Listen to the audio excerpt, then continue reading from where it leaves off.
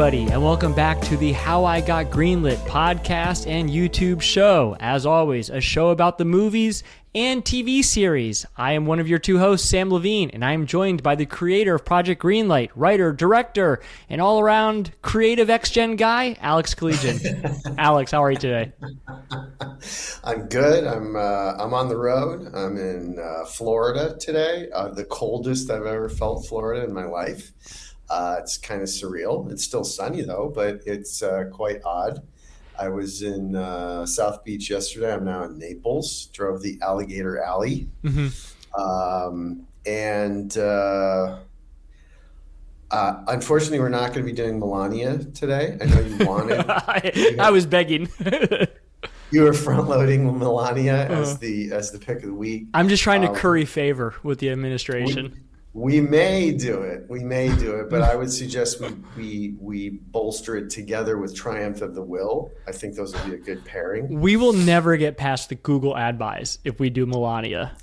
The whole episode will be one long Amazon does not control, as of yet, the AdWords for Google. So I think we'll be okay. But knowing me, I'll lose my head. My poor dad is down here. He's retired, and Fox was blaring, and I'm like, Dad, I gotta tape a podcast. Dude, I tell you something, just looking at your backdrop, I would have been like, that can only be California. It is the most California looking kitchen and like stucco wall behind you. That's my mom, but it's actually South Florida. That's what I meant to say. Florida, California, same place to me. It's just Florida's got more special. From one to the other. Yeah, only Florida's got bath salts. Yeah. So quite different. So if you look at me, I look like a man who has been through a massive snowstorm. I'm not wearing my hat. I'm disheveled. And also a government shutdown. I'm a federal emergency employee, which means during shutdowns I work, and I work unpaid, by the way, until the end of it. But look, here's the deal. Speaking of movies we will probably hate, like Melania, it was Alex's idea that for this episode, and I'm super stoked, that we do comfort movies. Movies that we always turn to that just put us in the right state. They're probably movies we've seen a million times, right? We all do it. It. It's funny because we've been batting around this idea, and I was watching Stephen Colbert, who obviously has had a rough patch of late. He's run afoul of the administration, and he said that he needs a comfort movie. But it's funny because, he's like sort of a very well-known Lord of the Rings fan and things like that. Guess what his comfort movie is? Is it not Lord of the Rings? It's nothing to do with any of that. Gosh, I couldn't. For me, like I didn't list this as a TV show, but Strangers with Candy, in which he was on, was comfort food for me.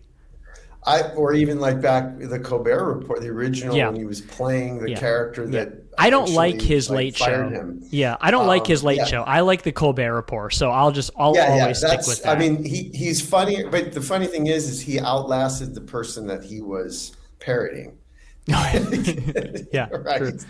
Well, they have term limits. It's John Carpenter's The Thing, and his guest was like, "That gives you comfort." Oh, that's right. Like, I did see a clip from that, and they were talking about. He asked John Carpenter, "Is there a real ending? Can I tell who is the thing at the end if either of them is?" And he said, "Yes, there's a little hint, but I don't like to,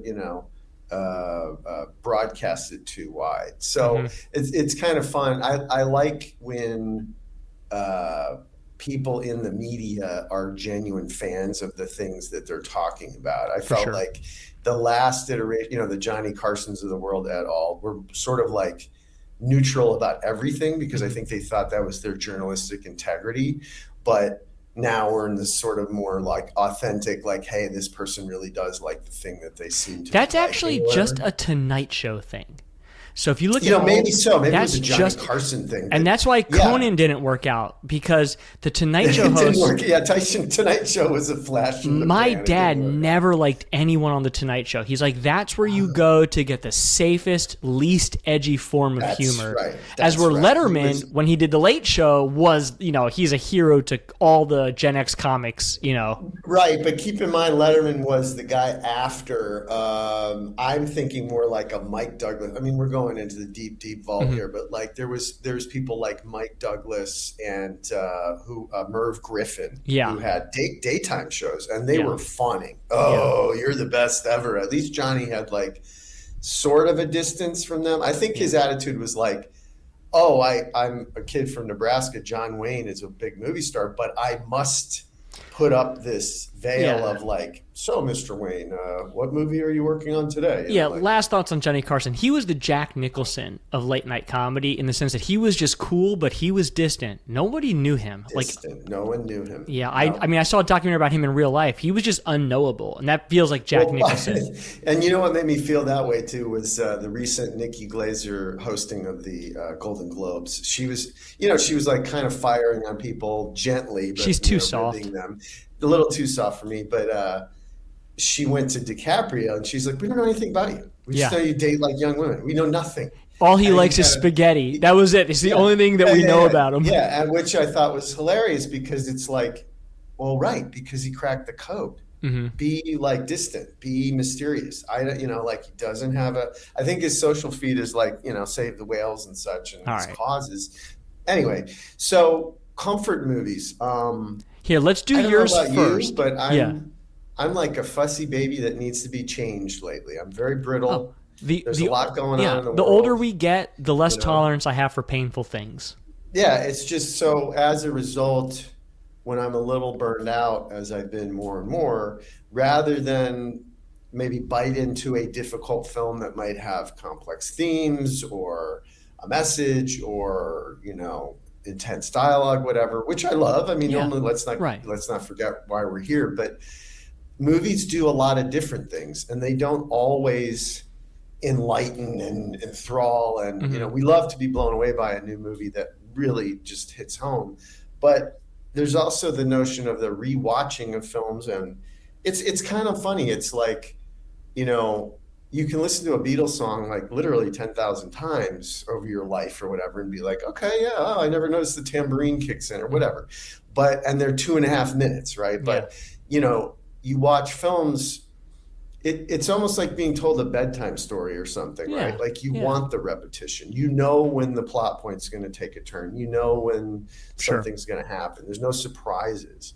But in the same way that there's no surprises in a good bowl of mac and cheese. Like you don't want, you know what I mean? You don't want the deconstructed mac and cheese with the truffle oil and the goddamn red flakes. I don't like gourmet pizza.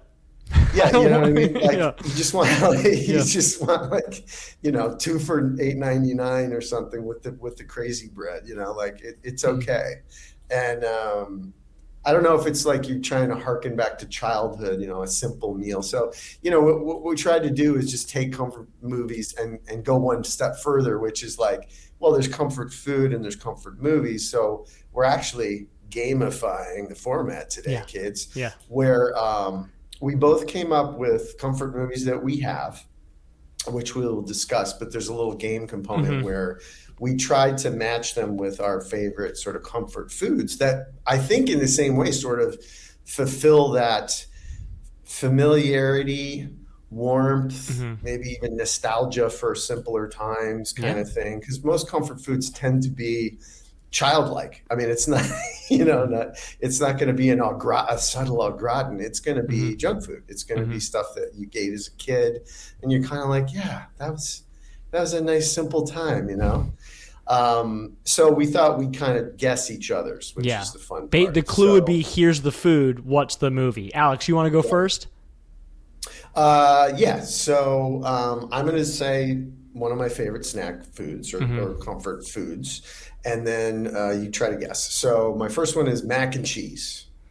So everything that I'm going to relate to you is going to be Gen X. I'm sorry. It's just like the only way I can do it. Yeah, that's true. Yeah. And if it's mac and cheese, and this may be way off, this is really out of left field. I'm going to go Adventures in the Babysitter's Club, whatever that 80s movie was. Adventures in Babysitting. Yeah. That's a pull. Chris Columbus is one of his first movies. Yeah.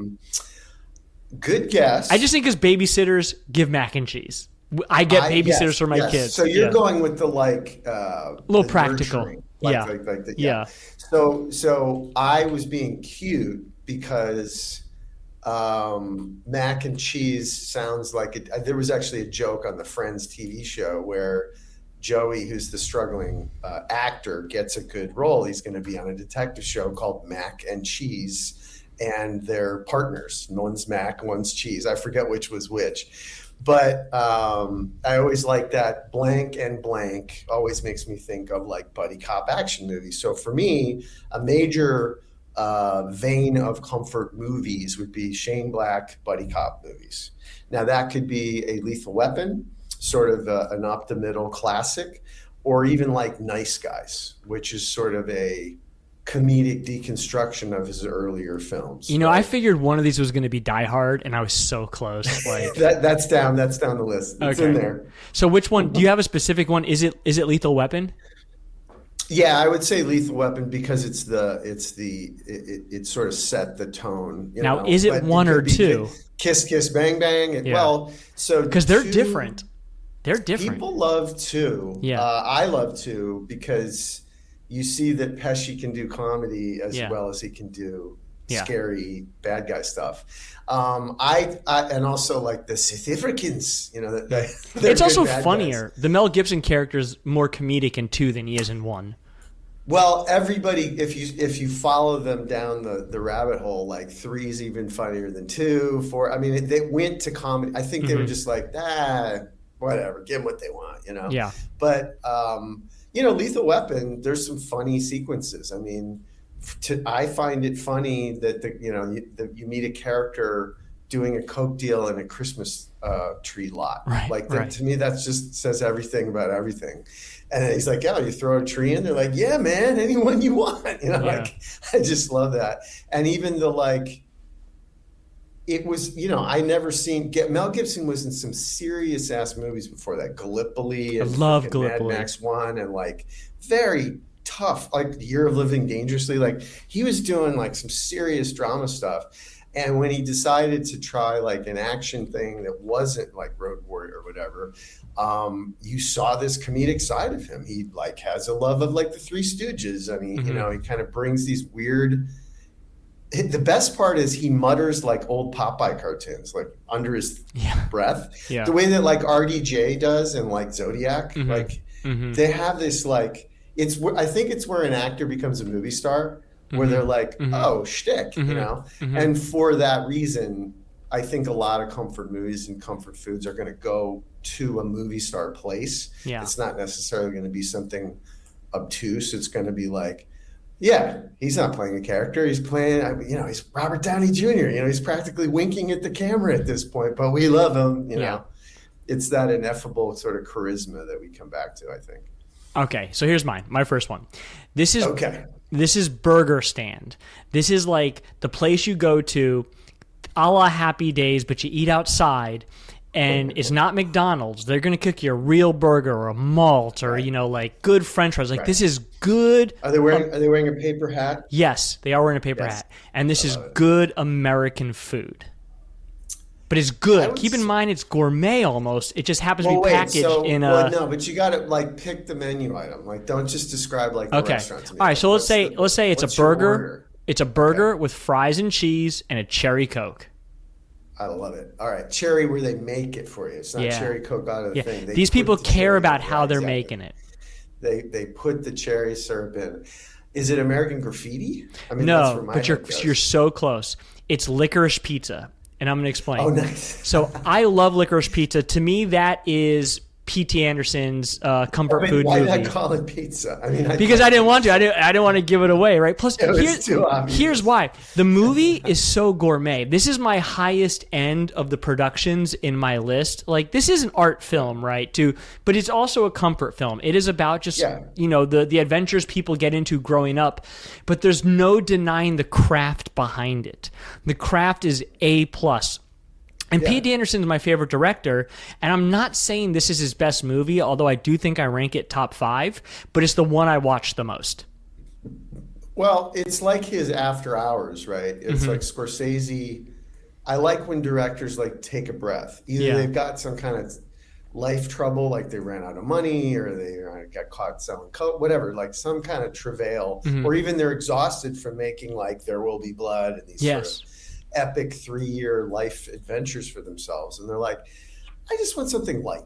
And usually the light ones are like a comfort food that you come back to. I think of After Hours as the most like, almost like kind, even though it's crazy and nihilistic. It's like nobody gets with a bat, you know what I mean? Like it's not your typical Scorsese fare. Yeah. I think that's a great one. I love that movie. I'd like it. It's actually time for a rewatch for me for that film. Because also, as you know, The Valley. Yeah, like his sort of like unexpurgated love of just like Ventura Boulevard, which is normally like what you wouldn't consider something with soul, but he sort of finds the soul in it. And it's also the limitless opportunities of youth. I mean, in that movie, those characters are trying every scam in the book. Their future's wide open, right? There's a million opportunities for them in their imaginations, and they go for almost as Ferris Bueller, that kid. Yeah, like 100%. He's like a hustler guy, and he's moving through life and trying to just do his thing. All right, let's do you. All right. Okay, so this one is, and it's funny you say Gen X. My comfort food is I want a hamburger, no a cheeseburger. Okay, so this makes me think sequel.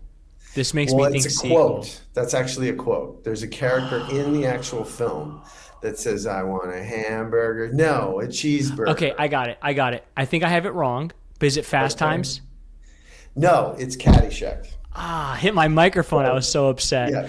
The quote. So the quote. The snotty kid of Judge Smales, the Ted Knight, sort of the bad guy character, says, "I want a hamburger. No, I want a cheeseburger." And he cuts him out and says, "You'll get nothing and like it." And you've heard that quote. You'll get nothing and like it. It's funny, actually. I was just watching the Chevy Chase documentary the other day. How was it? Well, he's a jerk. But does he go yeah, I'm a jerk, but he does. He's defensive. He's self-aware and defensive at the same time. It's an odd mix. I'll be honest with you. Did you watch the Saturday Night movie? I did.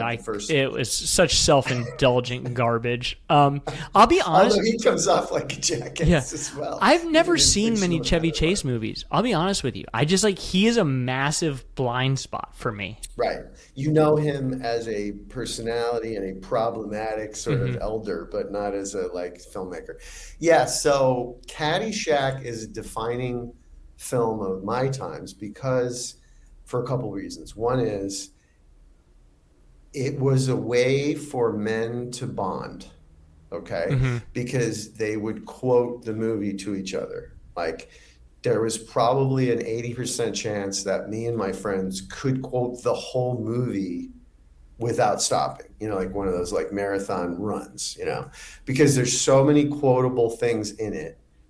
It has the wispiest hint of a plot, and it's a fascinating story of the making of that movie. In fact, if I ever did a Saturday night kind of movie, the making of something famous, I would do the making of Caddyshack, because they took over this dumpy little motel down in the South. I think they shot in maybe Central Florida, or I forget. They took over a golf course in the adjoining motel, and there was so much cocaine and weed and booze and Rodney Dangerfield naked in a bathrobe and just everything you'd ever want. They were all young and dumb and full of cum and pulled it off. Chevy Chase improvised 90% of his dialogue, and Bill Murray's character was nothing on the page, and he just started riffing. Yeah. And Harold Ramis had a coming of age story about the young boy who's the caddy who's going to try to go to college, and he's dealing with class warfare and all this. And within the first couple of days, he's and he went to the lead actor and he said, "So you're in this movie." But all that stuff about, you get your girlfriend pregnant and she has an abortion and you got to tell your parents and you're trying to get to college and all that. It's going to be more about Rodney Dangerfield doing shtick, and then Chevy Chase doing shtick, and then Bill Murray doing shtick. And oh yeah, we added a puppet. There's a goddamn puppet in it. There's a gopher puppet that Bill Murray chases around. And yeah, that's that's the whole thing. It's it's just a Looney Tunes cartoon, and people like joke and they go, "Oh, cocaine cinema," and maybe so. I mean, I don't. But know, the way you describe it, it seems to me that that's what the Judd Apatow universe is based off of. Show up to set with funny people and do 70% improv. Well, can I say this? That's Please. what they want to. That's what they grew up with. That's what Judd wanted to do. But I don't know. I think this was Harold Ramis's first directorial effort, and he was completely overwhelmed. Yeah. And there's something to be said about a director who's trying to play it straight, and the maniacs are taking over the asylum from him. Whereas I think Judd's like, okay, be crazy. Like he's almost too ready for them to, his running times are like 3 hours. And I just think he came in like, we're just going to shoot the shit out of this and hope for the best. And Caddyshack was more like, I'm a first-time director and I have to make my days. And hey, you guys, stop fooling around. And there's something about the like anarchic like rebellion of it that I think, and also let's be honest, like Rodney, the cast of characters of any Judd Apatow movie, while I like most of them, they're not stars. They're not stars. Bill Murray. They're not stars. I mean, they're just not that ridiculously Only funny. Seth Rogen is a star. He doesn't have. Well, since then, Well, even I guess what's his name? Jonah Hill's become a star, but Judd is probably the star of a Judd Apatow movie, right? He allows it to come to being, and he gets unlimited days to shoot whatever. Right. But that's not what I'm talking about. I'm talking about these guys were the SNL people, and they were the young generation who were knocking over the shticky stand-up guys that would go on the Tonight Show, or they were true originals. Vegas. Yeah, they were like deconstructing comedy. They were coming out of National Lampoon. They were coming out of SNL, and they were like, "We're doing it our way." And by the way, you mentioned you want to make a movie about it, but that movie kind of exists. It's on Netflix. It's fictional. Yes, it's fictional. No, it's the one with Will. It's the one with Will Forte. It's the fictional version of the documentary. Yes. So I like that film. I do too. It's good. It's the Lampoon guys of the Lampoon. Yeah, I'm saying just just the Caddyshack, because that film, I liked it. I like Will Forte in it. Yeah. And it's fun. It's always fun to see.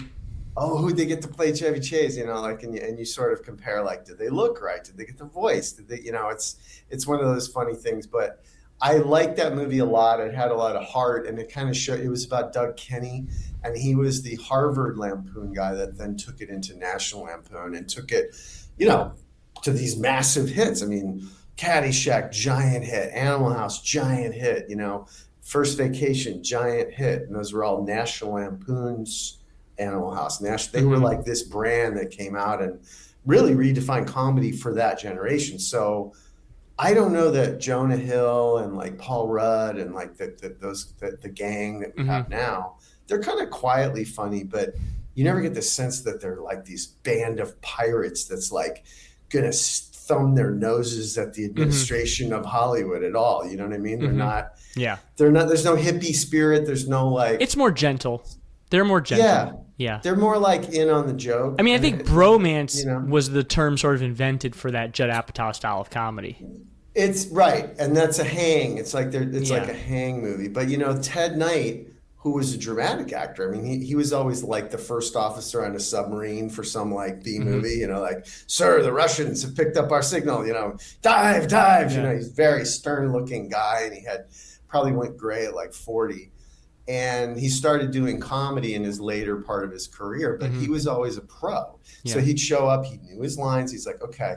Rodney's like doing his stand-up, and they're like, dude, there's a camera and action. He's like, what's action? Like, so Ted Knight was slowly losing his mind. Like, what are guys? Like, I'm here. I know my lines. I'm off book. let's go. And they were completely, and it mirrored the film because he was the authority figure, the judge, and everyone else was like, like, let's get high and like look at girls' boobs, just like slobs. It's what they now call the slobs versus snobs movie, which always works in comedy. Everybody likes a good class warfare movie. And remember when Homer Simpson goes to college and he tries to recreate that, and he thinks the dean, back to school. Yeah, he thinks back to school. Yeah, remember Homer Simpson thinks the dean of the college is like a snob, but he's not. Everybody loves the dean. Yeah, in The Simpsons. No, it's an episode of The Simpsons when Homer goes to college. That episode in particular is genius because, let's be honest, like Homer is Gen X, right? Yes. He's always supposed to be universally like 32 or something, but like that episode was, he grew up with Animal House and all those like Stick It to the Man movies. Right. And then he shows up and they're like, hey man, like, the dean is super nice and he refuses to accept it. Yeah. Like he wants to be in, and by the way, one could say someone watched that episode and they made Old School because that's essentially what it is. Yeah. And also that theme of like 21 Jump Street where you have the two characters who are adults, but they're passing as teenagers and they're still bringing in their old values from the previous generation, which were like, they used the F word to describe homosexuals and, like all these things where there was bullying and there was this, all this stuff. And so they're like, well, that's how we have to act to fit in. And all the high schoolers are like, hey, man, that's not a cool word. Everybody has their own sexual like proclivities. Like, who are we to judge? It's like, wait, what? You're like the football guy. And he's like, but what's your problem, dude? Like, get with the program. And that is a subtle sort of like wink at like Gen X thought that they were the young punks that were sticking it to the boomers. And they were for like a half second. And now they're like weirdly confused because a lot of the stuff that we hold on to, I mean, every like Gen X comedian my age is like, what's with these kids? Why don't you drink more? Why don't you like smoke more? And, they're all like stiffs. And it's like, that's because that's the opposite. Like they don't realize like there's only so anarchic you can get and like, rage against the machine. But if Gen X is the machine, then they're going to go like, well, maybe we should be more like nice and like not bully each other and not like, use racial slurs and all these things that we sort of are still frankly struggling with every day. And it's funny because if you squint, that is exactly what's going on politically, is that the boomers are like, well, we're cool. And it's like, no, you're not. Yeah. And like, we're all telling you that you're not. They think they're funny, but they just want to say the N-word. And that was actually a joke from a comic I saw the other day. It was like when a boomer's like, no one can say anything anymore. It's like, well, what do you want to say? And it's just the N-word. Just say what you want to say. It's nothing. It's nothing edgy or funny. By the way, I like to point out the. That's what it is. Yeah, is they're like, you guys aren't cool like us, and I think that's every generation. Unfortunately, for us, the Roger Sterlings of the world died of a heart attack at 62, and we needed them to, so that we could move on with our lives and, move up the ladder accordingly, culturally, literally, professionally, whatever. But, it's fascinating that the constituency of this current administration are as old as them. And I'm starting to really realize, especially my dad at all, I mean, I'm in the geezer capital of the universe here, but like, it's not about the agenda. It's not about the policies. It's about, well, we're still cool. We still got it. Yeah. And they don't. And it's unfortunate, but no one can seem to remove them from that assumption. And so there's this weird thing where I don't even know what a typical boomer thinks, but they're just affiliated by like, well, he's old and he's still like got it, right? Like me. Right. Right. So anyway, that's a long way around from Caddyshack cheeseburgers. So, it's good though. What's yours? I'd also like to point out the total appropriateness of you doing comfort movies from your mother's home with your mother in the background. Well, no, my mother's long dead. I thought I saw somebody behind you. I could have sworn. No, that's my dad. Sorry. I just think it's great though. It's great. The total appropriateness of it all. Okay. Here's mine. You ready? and I'll give you a hint if you need a hint. So the food is porridge. The food is porridge. Now, if you want a hint, I'll give you a hint because it's not as big a hint as you think, which is another hint. So my reference point to porridge would be the Three Bears. So, okay, it's not. Is there a cinematic Three Bears? Here's the hint. The hint is Lord of the Rings. But now think comfort. Now think comfort. You should be old enough for this. Oh, I know what it is. It's the animated Hobbit. It's the all right. So the animated Hobbit movie might which is definitely a comfort. It might frankly be my favorite movie of all time. I remember going to the video store every single other day and renting that movie. I think I think they kept it just for me, right? And for starters, movie's got a banging soundtrack. Really good soundtrack. And great voice performances, like Orson Bean, Charles Heston, or what? John Huston. John Huston is Gandalf, right? Yeah, I'm a wizard. It came from a production team called Rass and Bankin, or Rankin and Bass. Rankin and Bass. They made the last. I believe they did the stop action movies. Yes, they did. They did the great. They did the great Christmas stop action movies. They did all the great Christmas movies. They did The Last Unicorn. And what it represents is a time in animation where children's movies could be slightly dark, slightly dangerous. Like a Grimm's fairy tale. Yeah. Not Disneyfied. And it was an independent. I think it was Ralph Bakshi, wasn't it? Or was it No, he did Fellowship of the Ring. He did the Lord of the Rings. So Hobbit did well. And they did first. I think it's the first half of the first book of Lord of the Rings, right? It's Fellowship. Right. Lord of the Rings are my comfort movies, and they're my favorite movies of all time, just in terms of the theatrical experience. They're my Star Wars. But that Hobbit movie, I mean, when I was 6 years old and I never even read that book, I just rented it over and over and over. There were so many stakes in that movie, and main characters died in battle, and it had a banging soundtrack. So anyways, so I love that choice. That is a great film. It defines a certain part of childhood. What I love, what you said, is when VHSs came out, they were like $90. Back when $90 was like $9,000. Yeah, right. And there was no way you were going to buy it. No.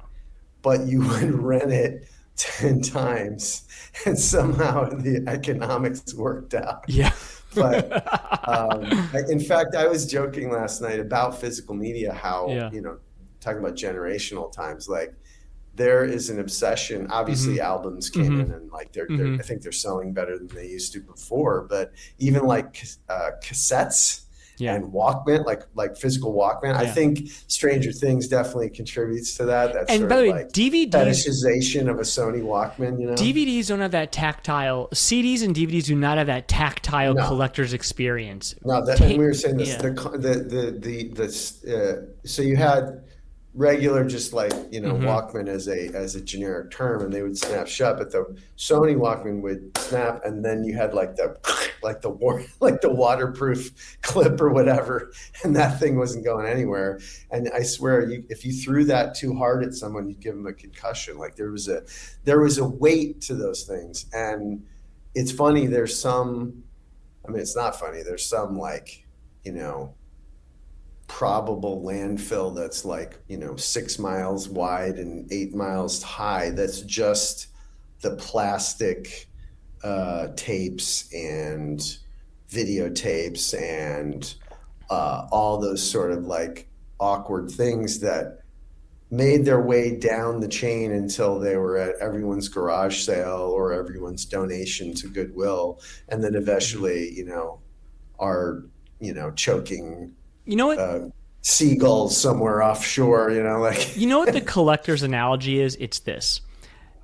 For whatever reason, videotapes are to DVDs what records are to CDs. Where if you go in a guy's house and you see a wall of videotapes, you're just like, whoa, this guy's got an amazing movie collection.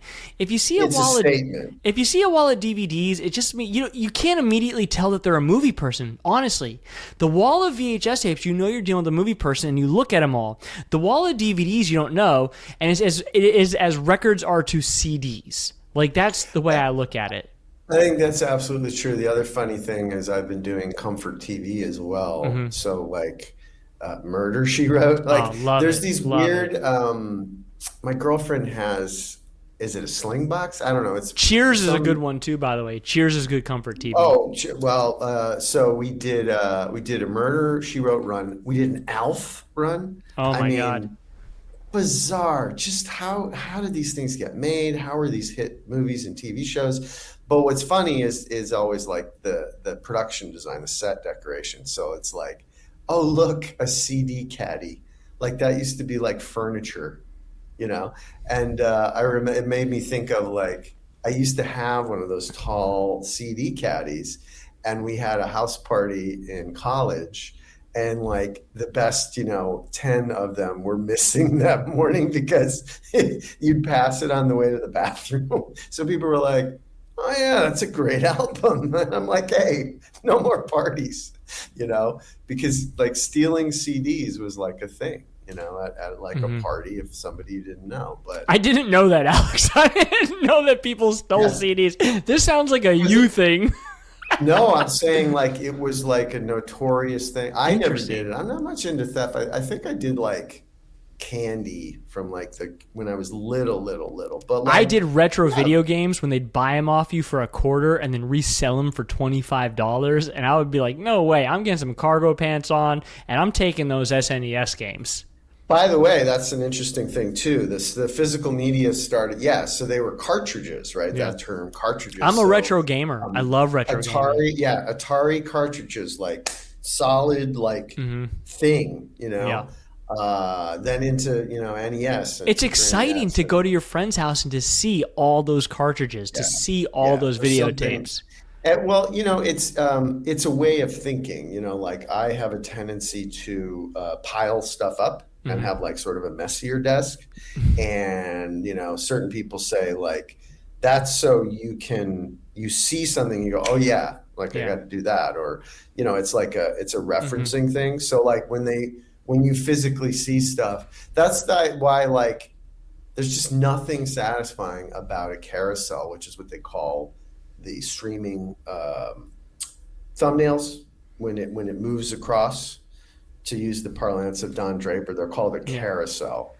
I remember what you were talking about. You know what I mean? Yeah. Like there's nothing good about it. Not only nothing good about it, there's worse things about it, if I may. One, the second the movie's over, let's say you watch the movie, it minimizes into a corner and recommends the next thing to you, and then here's something. You want to watch the credits, and it's like it's a fumble to be like, wait, I just want to see who. And here's something we really lost when videotapes went away, and then we can get on to your next film.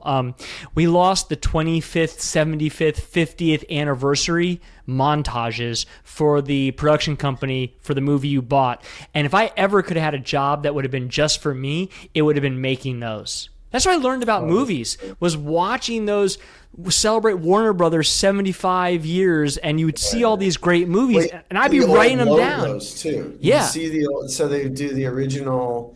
I remember like the Universal globe was like this, and then they would show the black and white. And and we lost letterbox. We lost letterboxing because of 4x3 TVs. So I love black bars. Like I love them. And we lost that. TVs are the letterbox. Yeah, that's true. But I need those black bars. But I'm wondering, like in 10 years, is there going to be vertical TVs? I don't know, but people are doing 4x3 movies, which I hate. I actually hate it. Wait, wasn't Train Dreams 4x3? Yeah, I'm just not a fan of that aspect ratio. I love a good widescreen. Well, they had a good point. The director said it was because of all the trees. Oh, okay. Vertical. Yeah, I mean, like I don't want to criticize that movie of all movies, but yeah, when it's for a reason, I'm okay with it. Some of these directors are sort of like retro futurists, and they're like, well, that's the aspect ratio they had back when like Frankenstein was alive, or like these. I think it was a 4x3 that. What was the horror movie that Eggers just did? Eggers. Oh, was it Nosferatu? Nosferatu, wasn't that 4-3 as well? I don't know. I'll never watch that movie again. Not a fan. And I like Eggers. That was his first miss for me. He's doing a werewolf movie. Good. He needs a bounce back for me. People didn't like The Northman. I loved The Northman. Oh, I love Northman. That movie's a great litmus test for whether or not someone's got good taste. Because what's not to like? I think so. The guy gets his head cut off in a volcano. Well made, it's fun. It's like Conan the Barbarian with less like Milius zingers, you know. I thought Conan, what is best in life? No, that's Stone. That's Oliver Stone. Did he write? He wrote Conan, and someone else directed it. Oh no! Here's what happened. Yeah, so he was hired. So he was a hotshot screenwriter. Mm-hmm. He had won the Oscar for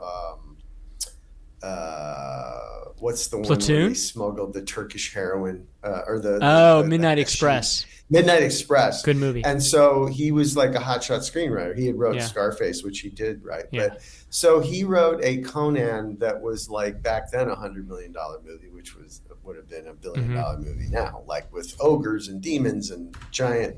It was basically like Lord of the Rings sized Conan.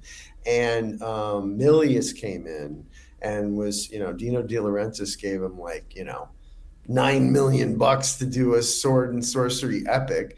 So he cut 90% of that, rewrote it mostly himself, and made it, which I love that movie, but it is limited by its budget, instead of like a cast of thousands and, the horsemen take the fortress, it's like 10 guys, and it's great for what it is. But, what's best about it is Milius's like macho pseudo Nietzschean like dialogue, right? What is Conan? What is best in life? By the way, I know this whole quote. Conan, do you know what's best in life? It is to crush your enemies, to see them driven before you, and to hear the lamentations of their women. Yes. Oh, that's one of my all-time favorite quotes of all time. That is that's the best line to ever come out of Arnold Schwarzenegger's mouth. Operative principle of his life. It's great if you want to see a great filmmaker doc. The Milius, it's called Milius, is a great doc. And all right, it's just you see that he lives that. Yeah. That. Give me your next one. Okay, so this one isn't really a meal. Okay. But I thought that there's something interesting about this. So and I actually went and did this. And it fired all my nostalgia buttons. But Ruffles potato chips with homemade sour cream and onion soup dip. If you've ever done that, you take the powdered French onion soup mix, and you buy a thing of sour cream and you put it in there and you mix it up. Mm-hmm. Now you don't eat it; you put it away. You put it in the refrigerator for about 6 hours. It's like a fun like Super Bowl snack that you bring over or something. Oh, because to me it almost and sounds French. Traditional Ruffles, none of the flavoring, just the classic blue and white. Yeah. There's something transcendental about that combination, but the clue for you. Yeah. Because it really doesn't have anything to do with the content of the movie that it's affiliated with in my mind. Yeah. But what I liked about it was a lot of people look at the structure of this film and say, this is not a 3-act movie. This is a 7-act movie. So the act of eating a chip, you can't just have one, right? You eat and you have more and you have more. Yeah. And so think of a film that I have an idea has that structure where you just want more and more, and it's sort of like delicious. All right, so the thing is, when you said 7-act, I'm gonna go something kind of, I don't know if I would call this a comfort food movie, but I could see for some people, is it Night on Earth? Ooh, about the taxi drivers? No. That's a good film. Yeah. It's Raiders of the Lost Ark. Oh, I see. Because it's just one thing after another, thing after another. It's a progression, and it's set pieces that are like fit together. So it's like,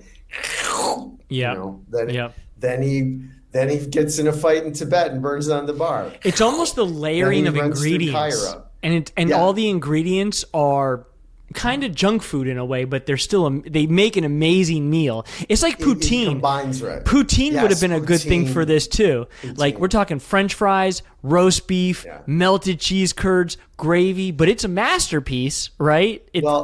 Everyone jokes like that's the ultimate American snack food invented by the Canadians, right? Yeah, right. Yeah. It's everything but the kitchen sink, and it's all bad for you. There's no redeeming qualities. It's cheese and potato and French fries and sauce and gravy. Yeah. So there was something about the act of the eating of one chip after another. You're not sitting down and eating a proper meal. You're actually, there's no nutritional value. It's merely the mouthfeel and the texture and the crunch and the smooth and the flavors.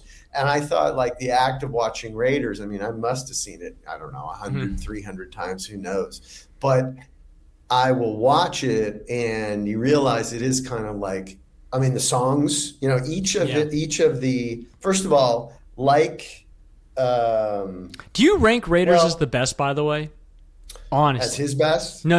As the best in the three. Is it really better than Crusades? Yeah, I do. And I'll tell you why. It's the meanest one. Oh, interesting. He's the edgiest in that one. He's a pirate. Yeah.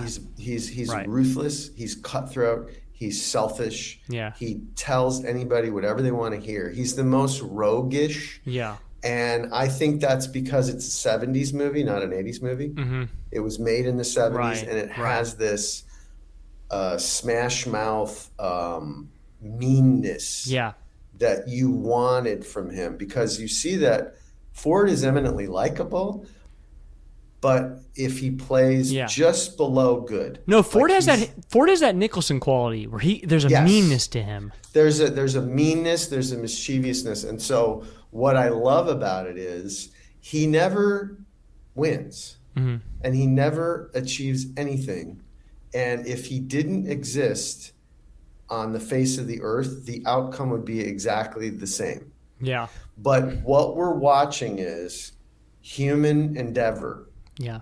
And what we're seeing is he will never give up. Like if I ever got a tattoo, it would be truck, what truck? Yeah. Because, and that was an improvised line. That's not in the script. Because Indy, they've moved it to a truck.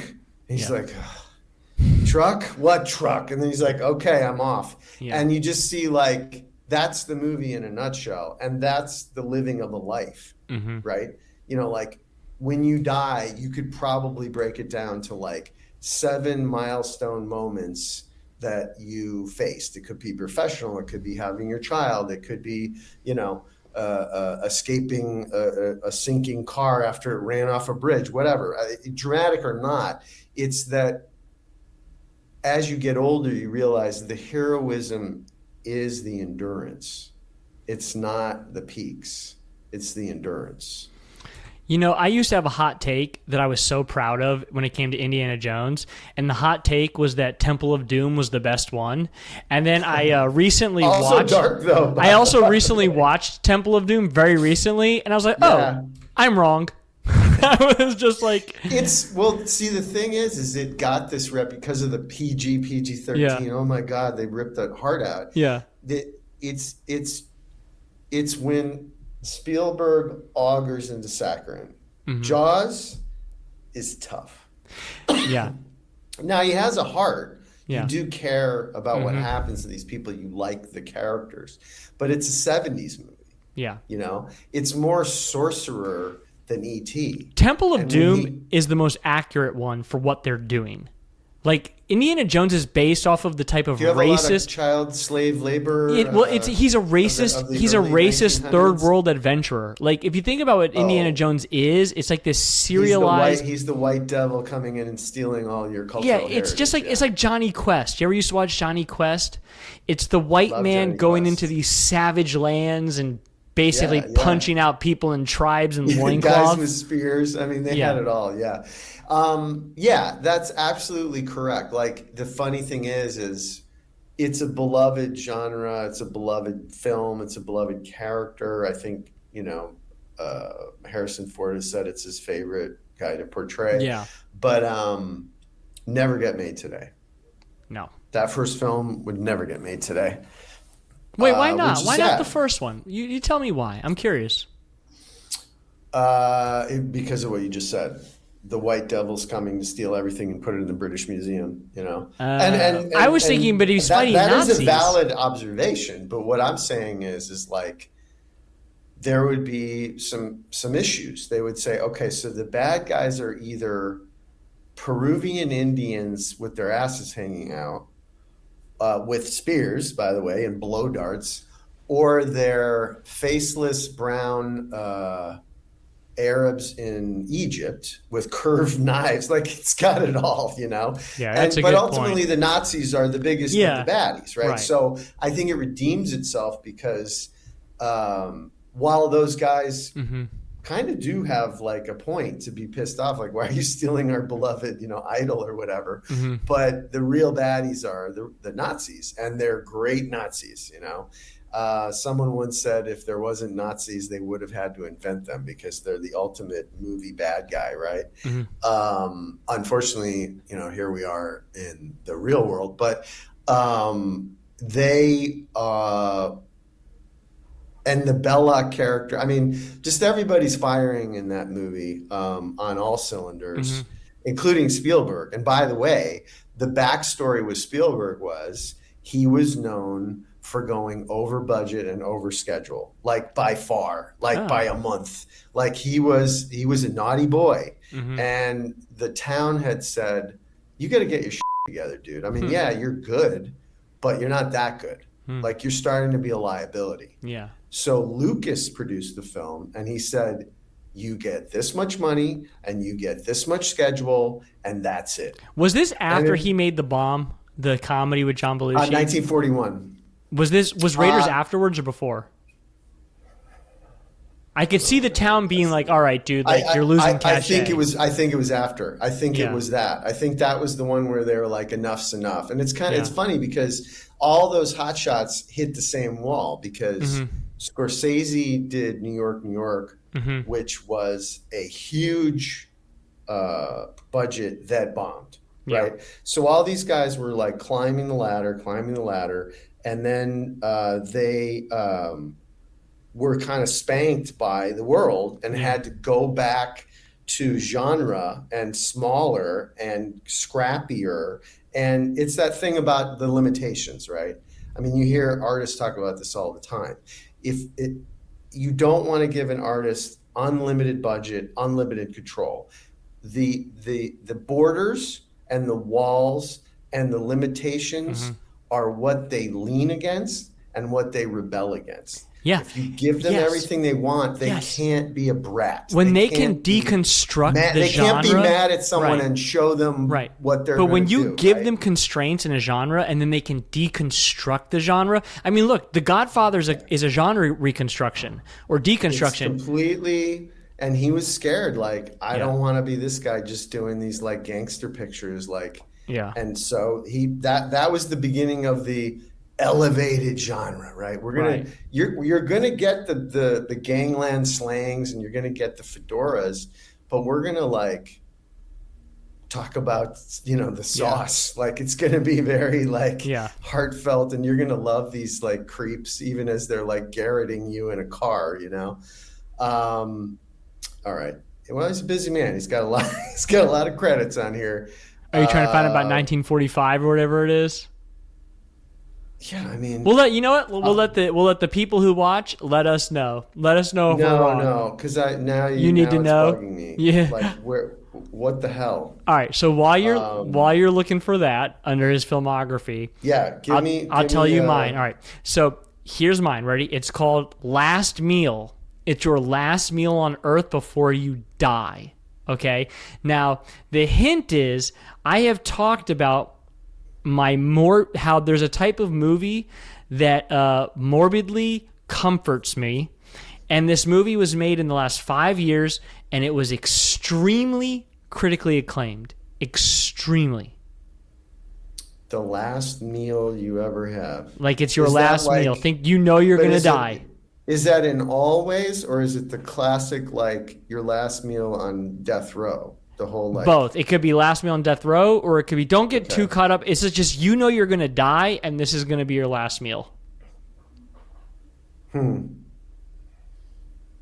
this is a revered film from the last 5 years. I won't say revered. I'll say extremely critically acclaimed and successful, financially successful in the last 5 years. Both. Box office smash, critical smash. Give me a little more connective tissue as to how the final meal I'm eating on planet Earth. Think apocalypse. Think apocalypse. Which one? Think apocalypse. End of the world. Like your last meal before the end of the world. What, Don't Look Up? No, but you were close. It's Oppenheimer. I have this thing about nuclear catastrophe movies. I've got this thing. Well, you're just saying like end of the world fears. Yeah, I love nuclear catastrophe movies and documentaries, especially about like, I love Chernobyl. I love Oppenheimer. Chernobyl great. I love the Threads. What?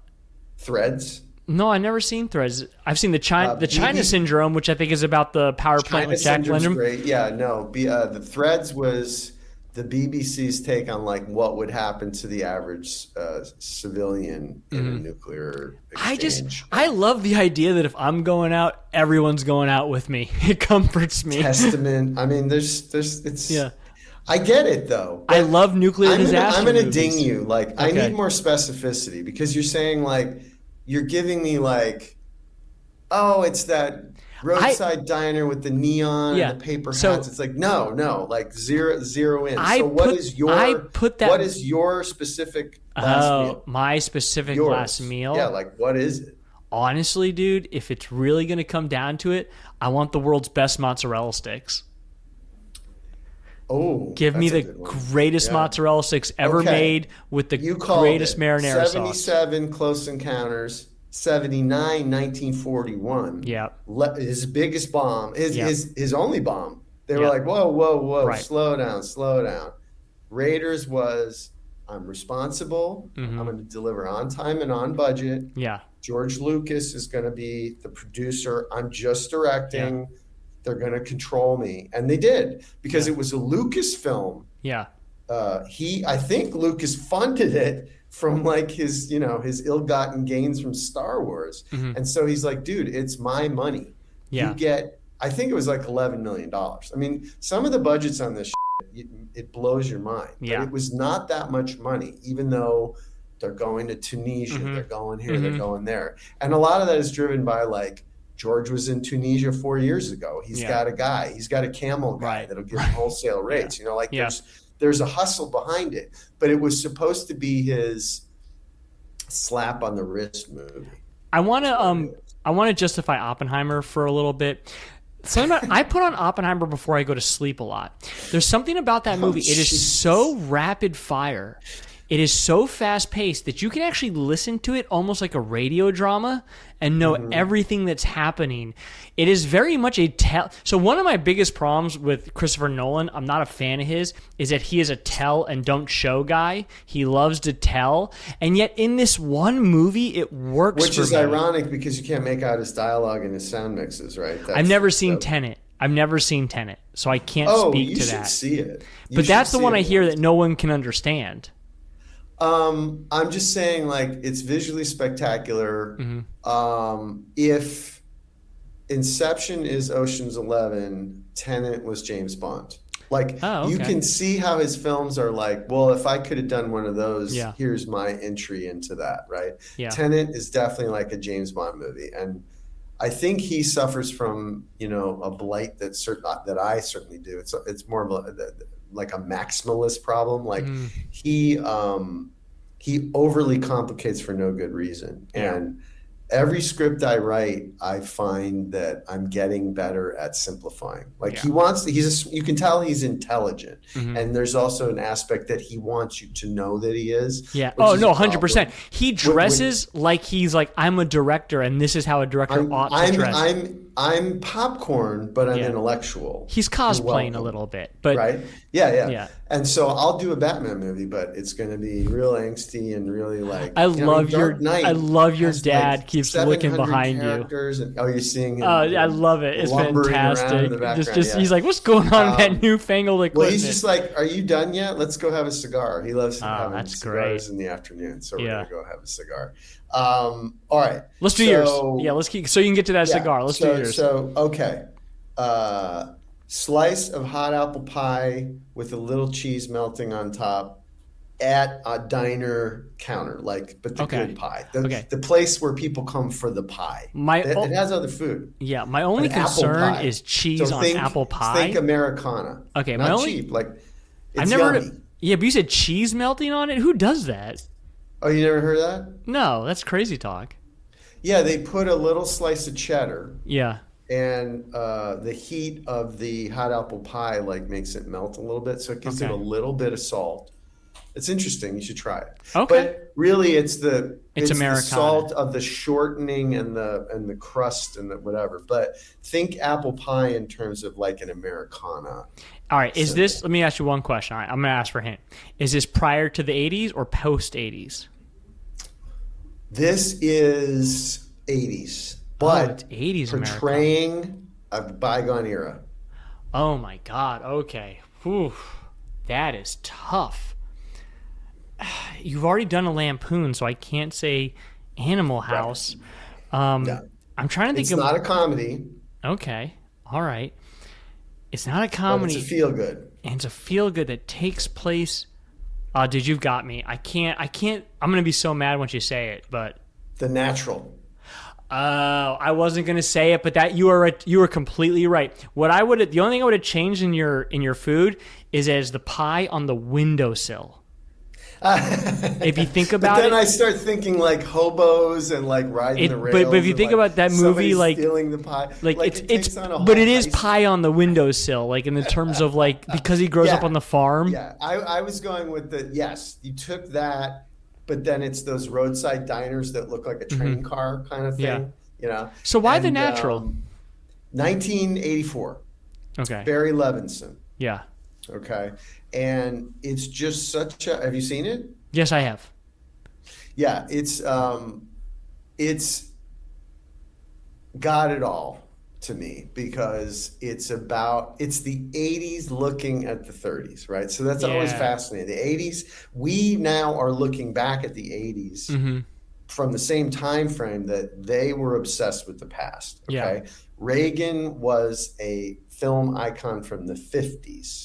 Correct. And Back to the Future and all these things, the stuff like the leather bomber jacket, all that stuff was the 80s looking at the 50s, looking back, it's morning in America, By the way, I think Reagan's slogan that he rejected was Make America Great Again, something like that. So it was Depression era, baseball. I don't even like baseball, but I love it in The Natural because it's that 8 men out, spittoons and, Wilford Brimley as the grumpy manager. And it just has a great cast. And it's Redford doing what Redford does best, which is refusing to acknowledge that he's in his 40s. Yeah, right. Exactly. So the part should be a much younger man. I mean, he played well the older man that comes back, but they probably would have been served to have a younger man play the which is a problem in Hollywood today. It's The Irishman. You need movie stars to make movies, but you can't tell movie stars certain things. You just have to deal with it, and that's what that was he's still at the peak of his powers, but he's older. This is the Redford that 2 years later does the Indecent Proposal guy. Right. Oh wow, that's 2 years later. That's wild. So this was his last I'm a young, sexy lead. And then he went into his sort of character. I call it the male lead's Red October moment. It's when you go from the lead, sexy male, whatever, virile guy, as one actor said, you're only a lead as long as the audience believe you can good.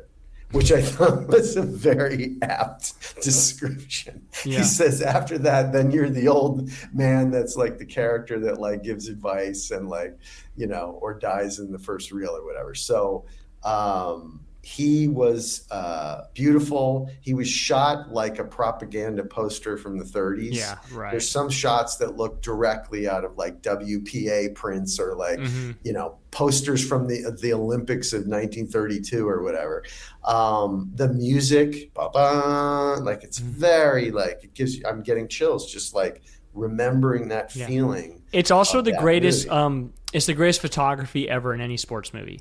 Beautiful. Caleb Deschanel, as we know the name, was one of the best of that era. He's long passed. It was this nostalgia, 1984 especially, because that was the Olympics. That was Reagan's second term. We were feeling good about feeling good, and that was baseball, apple pie, slow motion American flags waving. It kind of just gave you a lot to feel good about. And it was also like a departure for Levinson.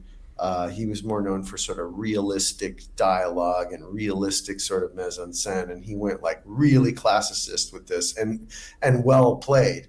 But you never really saw him do that again. I feel like this was the peak of his powers. But the best part about it is it's based on a novel. And I was like the movie so much, I read the novel. The novel has a very dark ending. And the movie has a very feel-good ending. What happens at the end of the novel? Does he get murdered? He dies penniless and insane. Like he strikes out. Like it's dark. That's like Forrest Gump, the novel, where he's like much creepier. Yeah, I think there's like AIDS in the Forrest Gump novel. Like, well, there's AIDS in the movie, but in the novel, but I mean, there was more AIDS, or he had AIDS. Like, yes, he gave it to her. Bernard Malamud. It was the same book up until he gave him a Hollywood ending. I mean, it was just like, we're doing this. And it's like, okay. And I don't know if it was Radford saying it, like, I never lose. I'm the guy that he's right, by the way, to do that, to change that. And it's just one of those things, like I would imagine that he would be difficult to work with day to day, but he made great films. Yeah. And it's like he had a historic perspective. Like when people watch this in 50 years, they're going to want to see a golden god rising, like the phoenix from his, prior loss, you could say. And as now a man of a certain age, you love those messages. I saw it as a young kid, but the America loves a comeback. You've heard this expression, right? Look at our like cinema landscape. Robert Downey Jr. was the punchline for excess, drug addiction, blowing natural talent. Like he just was the poster boy for failure until he came back, and we welcomed him back with open arms. William Shatner was a self-involved blowhard who alienated all his co-stars and couldn't get work and whatever. And then somebody told him, you know what, you should kind of make fun of that blowhard stuff and you can work for the next 50 years. So we love that. We love a comeback, and we love homemade apple pie. So I think that's one of my, always makes me feel good. I think that was a good food analogy. I would have been maybe other people had immediately. I would have been helped more by on the windowsill, but I get it. All right, I like it. Yeah, I would go either way. I'd say wherever the pie came from, it's that windowsill makes me think of looking out the window. Maybe ice cream on top is a nice choice too, right? It's kind of dripping down the side. If your mom made it, your grandma made it, if it was made by the beloved owner of the roadside diner, it doesn't matter. It gets in your mouth. It's hot. It's cold. It's salty. It's sweet. It's everything you ever wanted. All right. Now that we're well over an hour, let's do one more each. All right. Here's mine. Okay. It's a TV show, and there's a huge hint in the food. Okay. Now, is it a film adaptation of a beloved TV show, or you're sneaking it once again? You're blurring the line. It's a TV show. Straight up TV show. There this are is supposed to be a movies. film podcast, There have so been. you're saying it's a TV show. There have been movies. An episode that you rewatch, or Nope. it's the entire The whole run show just makes you feel good? There are movies of this TV show, but the movies are secondary. All right. But this is what we're talking about. We're going to the original source. Right. Okay. So it is a sunny side up egg with a French croissant next to it, and then here's the important part: a cup of Earl Grey tea. The Earl Grey tea is your big hint. TV show. You may is never. It The Prisoner? No, it is Star Trek: The Next Generation. Because he always drank Earl Grey. He always tea. drank Earl Grey tea. Star Trek: The Next Generation. This is a generational divide. You've just found it. Okay. I was a OG on that. Okay. I tried Next Generation. It came out, and I could have been part of it. And some of my friends love it just for that. Like it went into rotation as the like. You know, when they had the local UHF stations. Yeah. So like Star Trek aired at different times. And every night, rain or shine, on weekdays, they would play Next Generation at 10 o'clock. But the thing about that was only where you lived. The thing about Star Trek is what it did was it sold the rights to local stations everywhere. So it played at different times with episodes out of order. It's a very interesting thing. Yeah. The reason I love it is like Aesop's Fables in space. So the original is more action. It still has morality to it and logic, it's right? Swashbuckling. Right, it's more swashbuckling. Sorry. Yeah. TNG is Aesop's Fables in space. They are all morality plays in space. And that's why I love it so much. It is just the writing is so good. The acting is so good. Everything about it is so good. And you can just listen to it and understand everything. And it's always about being a better person. It's always about making the right choice. Stewart was the moral he was the captain. Center of the universe. He was Horatio Hornblower. That's who he was based off of. Yeah, exactly. So I like that, and I see where you're coming from. Mm-hmm. There was something sterile.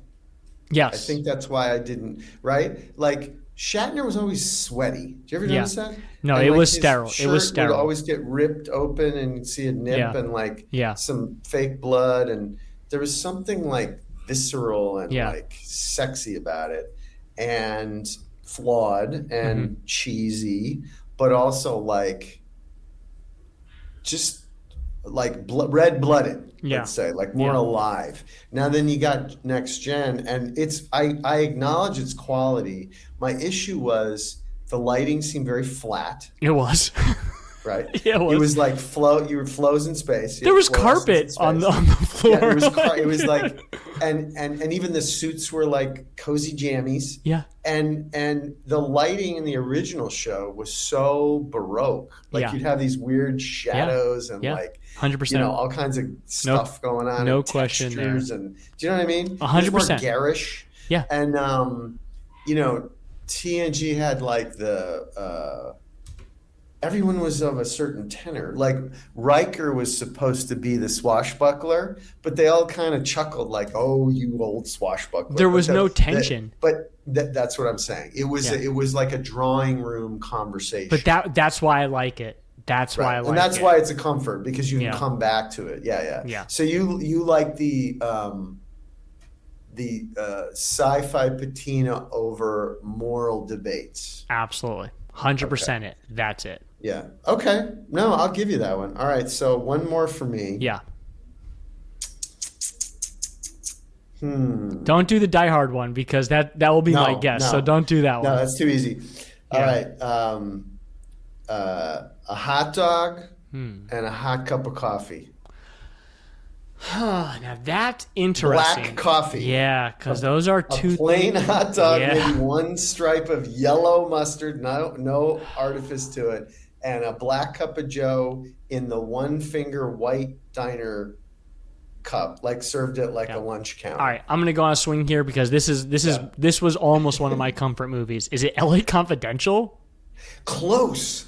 It's any Humphrey Bogart movie that he plays a detective. So it's The Big Sleep, it's Maltese Falcon, because they would just drink black coffee with anything and smoke cigarettes and drink like, cheap whiskey. Like something about Bogart movies, specifically like To Have and Have Not, like the ones where he's a rogue, even Casablanca, because Casablanca is what if Sam Spade ran afoul of the law and left the country, right?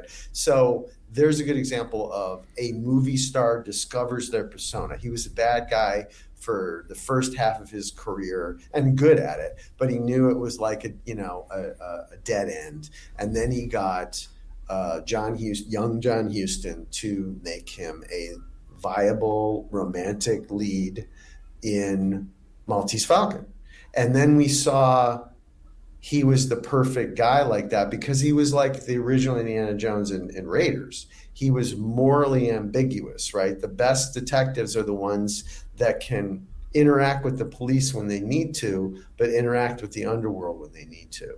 And they can protect their client and the virtuousness of usually her honor and be the representative to the bad people who are blackmailing them, threatening them, trying to kill them, trying to do whatever.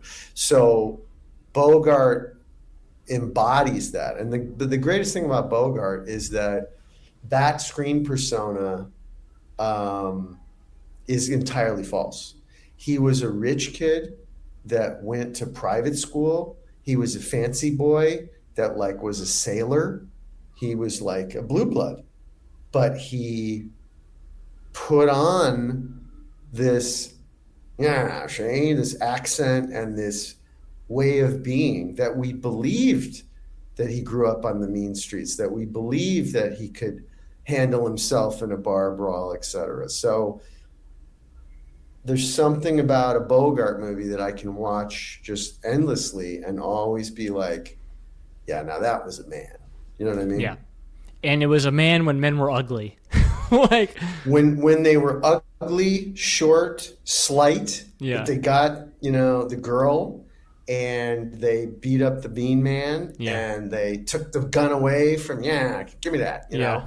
And he just was a man's man. Yeah. But unconventionally attractive. Yeah, exactly. Well, he was just cool. He was cool. He always had you think you had the cut that would cut him deep, and he had something worse. Like he always had the comeback. You're never going to outwit him. I mean, I read all the Dashiell Hammett, all that Raymond Chandler. It's always the same thing. It's like they go through the ringer, but somehow they just survive. Not unlike the Indiana Jones character. If you took Sam Spade and you had the case take him to Egypt, he would kind of look and feel a lot like, in fact, if you look at Indiana Jones' wardrobe, if you just change that into, like, he's wearing Humphrey Bogart's shoes, pants, high belt, shirt. If you just gave him like a tie that's only like 2 inches long, and he's got the fedora, and you just changed it to black or like dark blue or gray, he'd be Sam Spade. He'd be Philip Marlowe. He'd be like, gonna get this game out of here, and we're gonna find the thing, and find the dingus and bring it back. And you could argue Maltese Falcon is Raiders in a City. Yeah, that's a great point. Yes. And I've read that book recently, actually. I like that pick. I like that pick. We needed that. Simple. We needed something from the 50s. Mine was going to be Stalag 17 because I watch it every Christmas because I used to watch it every Christmas with my dad. What a great pick. How could I forget that one? Yeah. Yeah, and that's but you represented you represented it. POW movie is my beloved. Yeah. Like, I know all the lines of that movie. Yeah. I mean, it was a play. Yeah, the Holden role could have been Bogart. Like I think it was made. It was too late. I feel like it was for some. I think the timing was off. I think Bogart by that point was too old. But that was the Bogart role. Yeah, absolutely. The one that takes the blows. But cynical. Cynical, you think he's cynical, but he's got a heart. Yeah. He's the well-weathered hero who's seen it all. Yeah. All right, this was a great episode. Man. Yeah, we got to do this again. Yeah, more lists. I love this. I like this. All right, everybody. Once again, thanks for listening to and watching the How I Got Greenlit podcast and YouTube show.